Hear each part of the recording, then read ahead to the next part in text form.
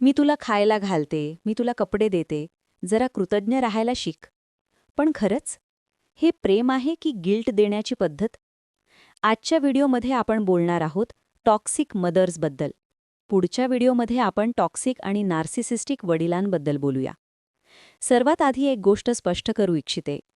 Perfect पालक असं कोणीच नसतं. प्रत्येक पालक काही ना काही चुका करतोच.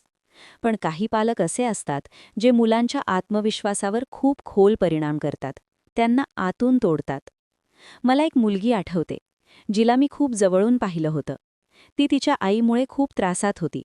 एकदा तिच्या आईने मला सांगितलं, तिला सांग हे करू नकोस. पण ती स्वतःच ते करत होती. मी तिला सरळ सांगितलं, तुम्ही जे स्वतः करता ते मुलाला करू नको असं सांगू नका. कारण मुलं तुमचं ऐकत नाहीत, ती तुमचं अनुकरण करतात. आईचं खरं काम काय आहे?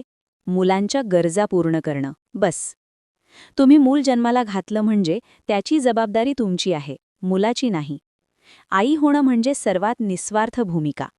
पण सगळ्या महिलांना मुलं जन्माला घालता येतात, पण सगळ्यांनाच त्यांना योग्य पद्धतीने वाढवता येत नाही. टॉक्सिक आईची लक्षणं: मुलाला माझी मालमत्ता समजणं. तू माझी मुलगी आहेस, मी काहीही करू शकते. सतत गिल्ट ट्रिप देणं. मी तुझ्यासाठी किती केलं? भावना इग्नोर करणं. काही नाही होतं, ओव्हर रिॲक्ट करू नको. बाउंड्रीज तोडणं. फोन चेक करणं, डायरी वाचणं, नॉक न करता येणं. तुलना करणं. पहा शेजारचं मूल किती चांगलं आहे. Conditional love. तू चांगलं केलंस तरच मी तुझ्यावर प्रेम करेन.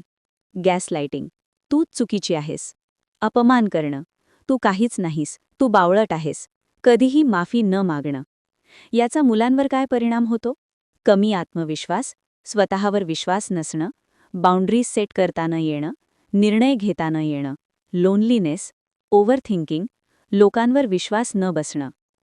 बहुतेक तुटलेली माणसं बालपणातच तुटलेली असतात.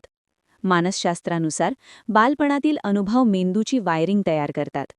जेव्हा मुलं अशा एन्व्हायरमेंटमध्ये वाढतात जिथे गिल्ट, तुलना, अपमान आणि कंडिशनल लव्ह असतं, तेव्हा त्यांच्या मेंदूमध्ये एक मेसेज बसतो की मी पुरेसा नाही. प्रेम मिळवण्यासाठी मला स्वतःला बदलायला लागेल. पण इथे एक पॉवरफुल सत्य आहे. ही वेदना तुमची कमजोरी नाही, ही एक एनर्जी आहे. हो, योग्य पद्धतीने वापरली तर हीच वेदना तुमची सर्वात मोठी ताकद बनू शकते.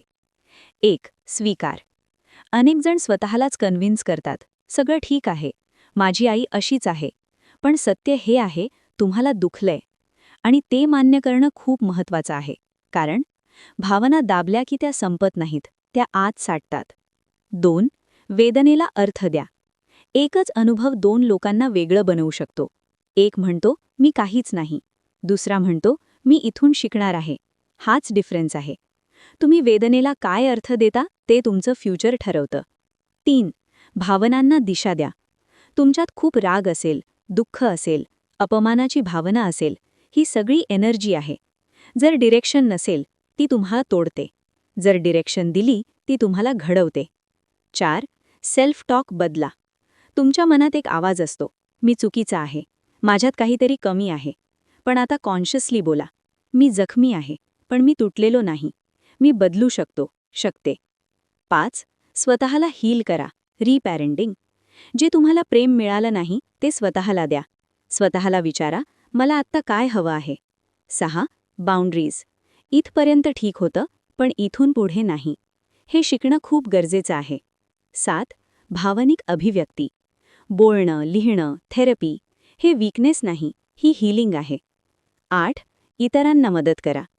जेव्हा तुम्ही तुमच्या वेदनेतून शिकून इतरांना मदत करता, तेव्हा त्या वेदनेला अर्थ मिळतो.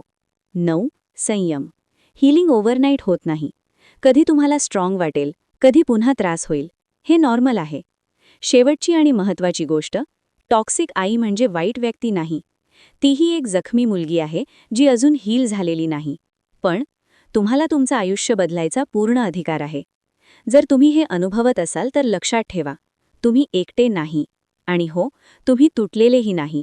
तुम्ही फक्त जखमी आहात आणि जखमा भरून निघू शकतात. प्रस्तुत मानसशास्त्रीय लेख तुम्हाला कसा वाटला जरूर कळवा.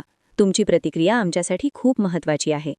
तुम्ही सुद्धा कमेंटमध्ये एखादा विषय सुचवू शकता. त्यावर आम्ही लवकरात लवकर व्हिडिओ आणण्याचा प्रयत्न करू. तसेच हा उपयोगी व्हिडिओ जास्तीत जास्त लोकांपर्यंत शेअर करा. विद्यार्थ्यांचे मानसशास्त्र, पालक मार्गदर्शन आणि मानसिक आरोग्याबद्दल अशाच माहितीपूर्ण व्हिडिओंसाठी आम्हाला फॉलो करायला विसरू नका.